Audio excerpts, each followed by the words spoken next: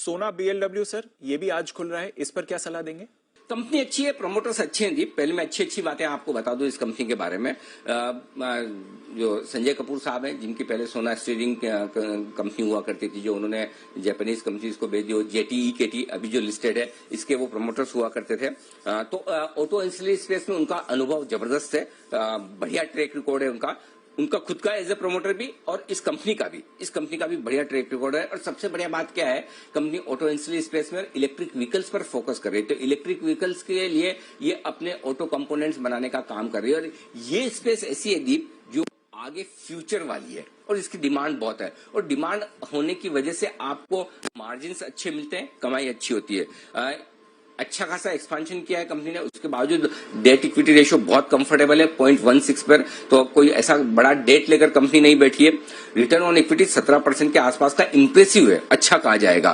तो ये सारी चीजें हैं जो मुझे लगता है कि इस कंपनी को लेकर सबसे बड़ी बात है कि इलेक्ट्रिक व्हीकल्स की स्पेस में जो है कंपनी, ये आगे नेक्स्ट हैपनिंग थिंग है जहां पर। और दूसरा, ग्लोबल प्लेयर है, दुनिया भर के सारे बड़े प्लेयर्स को और सारे बड़े मार्केट्स में कंपनी की दखल है, वहां पर इनका कारोबार है। उस लिहाज से सब कुछ मुझे अच्छा नजर आता है। एक ही चीज जो है कंपनी की थोड़ी सी मुझे परेशान करने वाली, वो है कि वैल्यूएशन थोड़े से एक्सपेंसिव रखे हैं। श्याम मेटालिक्स की तरह थोड़ा वैल्यूएशन पर है ना, ये गैप रखते, थोड़ा नीचे देते तो बहुत अच्छा होता। हालांकि रिटर्न ऑन इक्विटी को देखते हुए, आगे के प्लान्स को देखते हुए बहुत महंगा नहीं है, लेकिन तुरंत लिस्टिंग पर है ना 20-25% बन जाए, वैसा नहीं है। तो मेरा ये समझना है, इस स्टॉक को अगर 72 के पी मल्टीपल पर आ रहा है, हालांकि इस स्पेस की सारी कंपनियां महंगी ही ट्रेड कर रही है, इंडस्ट्री का पी मल्टीपल 68 के आसपास का है, ये रेशियो थोड़े हायर लेवल पर है, थोड़े महंगे हैं। अगर थोड़ा सस्ता, अगर 10% भी इस इश्यू को थोड़ा उन्होंने कम किया होता, 275 रुपए के आसपास इश्यू कर दिया होता, तो मजा ही आ जाता। बहुत बढ़िया ये आईपीओ पर, लिस्टिंग पर पैसा लगाने के लिहाज से होता है।